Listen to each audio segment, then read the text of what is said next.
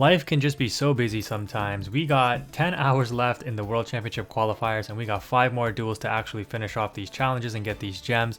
Well, we haven't been able to play too much in Stage 2, but we currently have 7,000 points, and we're actually undefeated in Stage 2 right now, going 7-0 so far. And if you watch my previous video where I played right at midnight, for some reason the timestamp here is behind by an hour, but I really played these on midnight. And again, the video I link in the description proves that these were the first 2 matches I played in the Stage 2 of the World Championship qualifier. But yeah, since then, we haven't lost yet. I'm not going to post some of these matches, obviously, because like one turn, like the opponents just scoop, like it's kind of pointless. But I will post some of the more interesting matches, so stay tuned for those. And subscribe if you want to see more FLOOWANDEREEZE content, of course, that's what we're using here. And oh, error recurred, they're getting that a lot lately. So yeah, let's just get straight into the matches. Alright, I'm digging into the replays now. Let's see, in this match we are going second, and our opening hand isn't that bad, assuming that the Pot of Extravagance can unbrick us. The opponent reveals that they are on Runick, which, Runick Naturia, so this will be an interesting match for sure to see how we kind of try to combat this. The opponent opts to go for a Yugioh, which indicates to me that they might have double Fountain in hand already. So they do get a pretty decent extension here. They set up the Cricket with the Camilla, and they do mill some cards off of our deck, which can be beneficial. The Toucan is definitely helpful for us because when we summon Eaglin, that gives us our second bird now in rotation. But unfortunately, we have nothing to target with Toucan to bring back, so it's still not necessarily a good thing right now. But also keep in mind that the opponent now knows what we're on thanks to the Runick cards, right? So they do set up a Naturia Beast, which is unfortunate because that means all these cards in our hand are, well, the 2 spells at least, are dead, which is really bad because we would love to be banishing their cards, and we would love to use our Extravagance, and we can't do either of those things. So the opponent does have the Sunflower Negate on board as well. Thank goodness we top deck a bird here. So we summon Street, and we're going to opt to target the Camilla. The opponent reveals Freezing Curses, which, you know, you would think is pretty bad for us, which it is for sure. They do banish some more cards. They get the second Toucan and an Eaglin off of that. And, you know, this isn't necessarily the end of the world. The opponent is going to get to draw 1 off of their Fountain. And again, I'm anticipating that they're on Fountain in hand. That's why they didn't go for Yugioh here. And they went for Moonin instead. So we're just going to beat over the Sunflower, put it in the graveyard. The opponent does have the Cricket in rotation though, so that's not great. Thankfully, you know, this is why playing 2 Dreaming Town can be so helpful. We opened one of them, and this is going to allow us to continue to play during the opponent's turn. So the opponent is going to normal summon Cricket, and then trigger the effect, and we're going to go ahead and activate Dreaming Town. Again, it's only spells that are negated by Naturia Beast right now, but they do bring up Camilla, which will get its effect upon summon of our Eaglin. So it's going to get 2 chain link effects here, and we're going to chain Eaglin and grab the Toucan back as well. So we got double Toucan, and we are going to be able to do something here because remember, when the Empen hits the field, it's going to start negating this Naturia Beast if they keep it in attack mode. So let's see what happens here. The opponent ends up dumping a Sacred Tree, just limited in the TCG, by the way. They opt to bring back Sunflower, and what we do is we banish the trap to flip the entire field face down. This means that their Sunflower and their Camilla can't be flipped back face up, and their Naturia Beast, if they flip it back face up, they can't change it to defense position, so they have to keep it in attack mode, which means it's going to be negated by Empen. So you can see how, you know, despite going second and getting, I don't want to say hard countered, but, you know, the opponent set up a pretty decent board turn 1. We're able to still play through it thanks to, in my opinion, decent deck building, because that double trap really does come in handy. So now off of the Empen, we're going to target the map because we can always bring back the trap card with Toucan right now. So Street is going to go ahead and banish one of the Crickets. That gets it out of rotation. So, you know, FLOOWANDEREEZE has some good play against Naturia.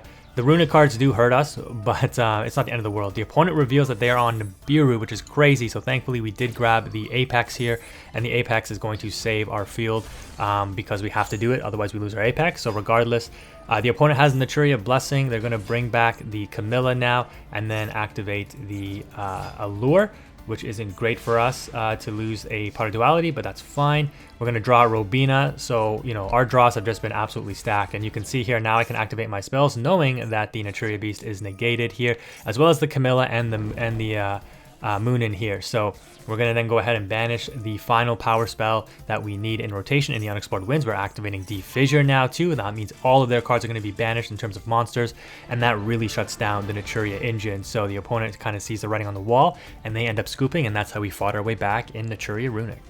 So in this matchup, I'm actually going to show you what going first looks like, which I guess I don't really do too often with FLOOWANDEREEZE. So if you're interested in seeing what the, like, pretty much the best setup. I call it like the godly setup. This is what it is, okay?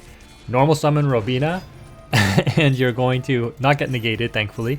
And you're going to be able to set up, obviously, for the Empin here off of the Eaglin summon. You're going to grab Map in this instance, because with the Advent of Adventure in our hand, we're going to be able to banish that Empin and grab a Toucan. Toucan gets revealed off map, which will banish the last bird that we need for rotation in the Stree. And then Stree has a target in the Advent to banish, so off Toucan summon, we get the Empin that we just banished back. Stree banishes the Advent of Adventure, we resummon that Empin, and we grab the last power spell that we need in Unexplored Winds. Again, I play 2 of each of these. You can make a case to play 1 trap. I think 2 Unexplored Winds is correct. Regardless though, after the Unexplored Winds, because we didn't activate any pots this turn, restricting our draws, we actually put back the Ryza and the Toucan, because we can search it again off Robina, and we draw into the D Fissure. So this is an ideal setup against pretty much any board. Yes, they have Kaijus, they're going for they're like on 6, whatever, like 8 axis, going second blind, whatever that deck is. It doesn't matter, because we're going to be able to out the entirety of the opponent's board. Plus, even if they were on tier limits, unless they had Heartbeat, they're not playing around Dimensional Fissure, right? Evenly matched, we would activate Trap, bring Apex to field to negate it. So this board is more or less unbreakable, and this is what I like about Floowandereeze. Even if you get Even Lead or Dark Ruler, like you put up small boards and you have interruptions to play throughout the opponent's turn, so you're not committing like a huge board like Sprite does. And if you get Dark Ruler Even Lead, that's pretty much GG'd. Don't get me wrong, Sprite is extreme. All right, let's see what's going on here. Another going first match. This is nutty. We're starting off with the Pot of Extravagance. Once again, the opponent ashes that, which is actually good, because that means that our birds and Advent of Adventure will not get negated now by an Ash Blossom, at least. There's still a potential for Imperm, right? So we're going to go ahead and actually preemptively banish the Empin off of the Advent and grab Map. Now, why wouldn't I save this for Imperm? If you watch my other videos, you might say Quantum. You always say save the Advent for an Imperm interruption. Well, because my opening hand is actually able to play around Imperm inherently. Because if one of them gets Impermed, I have the other one to get back the Empin regardless. And I can continue playing because I have 2 normal summons. So I play around Imperm just with what I have in my hand already. If the opponent has double Imperm, yeah, I'm in trouble. But we're putting them on at least, you know, you have 1 Imperm and that's not the end of the world. So they don't have any actually, and we're able to go full rotation now. The Ash was the only interruption. They probably had Maxi too, but you know, these matches were a long time ago, so I don't actually remember if, you know, what fields were still lighting up and whatnot, but that's something you always want to pay attention to. So with this, you know, we get all of our birds in rotation. Yeah, so their field definitely would be lighting up, and I probably anticipated the DD Crow just the way it was lighting up.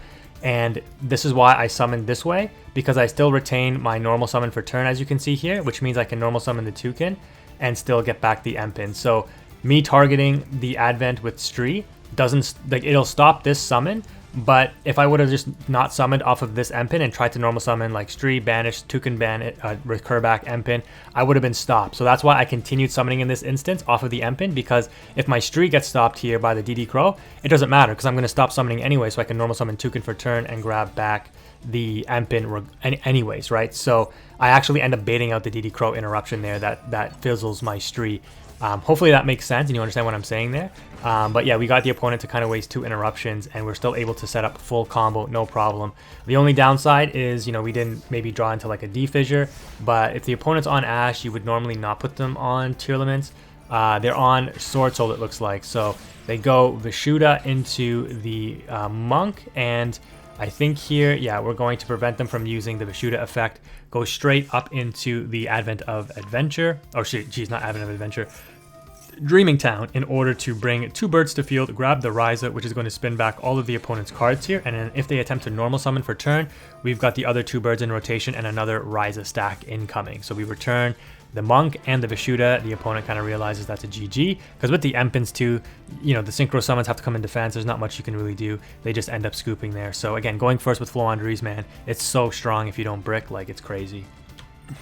I'm starting to get scared, boys. We got another coin toss win in a row. I don't know what to say, but in this match, we unfortunately completely brick on our opening hand, so we pass turn with no activations of anything because we don't want to reveal what we're on. Thankfully, the opponent seems to have bricked as well. Why I pass turn? Well, because I do have Shifter, so if the opponent was on a Shizu tier limits, I would at least be able to buy myself some time, hopefully. So now that we draw into Toucan and we have Map in hand, we can fully try to play now with the Gold Sark activating first. We actually end up baiting out a Herald of Orange Light. The opponent is main decking Kurikara as well. Just a FYI, Kashtira is not in the game right now, so this card isn't really that great, but hey, cool tech nonetheless. And I would assume that they're on Ishizu tier limits, because why else would you play Herald, or at least some form of Ishizu? But the opponent is then going to have no further interruption. So in this instance, we are expecting trap cards to stop us, if not floodgates. So the opponent does reveal Imperm number 1, and when I saw this, I was like, they definitely have more Imperms. So the way that we end up setting this up is we put Robina on Chainlink 1, Toucan summon to target the Stree, so we did not activate Stree effect. Now because of this, we're able to summon Robina for turn and activate Robina effect on Chainlink 1, Stree effect on Chainlink 2, and this way we at least get the Robina back to hand, so we have a bird to play with, but the opponent is going to double Imperm and shut down the Robina. So from a completely bricked hand, you can see how easy it is for FLOOWANDEREEZE to unbrick if you have access to map and just any bird. And Gold Sark helps as well, obviously, for that instance, because without Gold Sark, we wouldn't have got the extra bird in rotation, and now we would have been kind of dead in the water.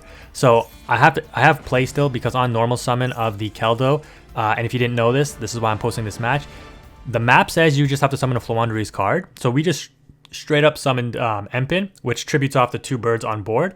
So it's the Dreaming Town trap that you have to summon a level whatever, like 4 or lower bird, but off map it's any FLOOWANDEREEZE card. So if you have Empin, you can actually summon Empin off map.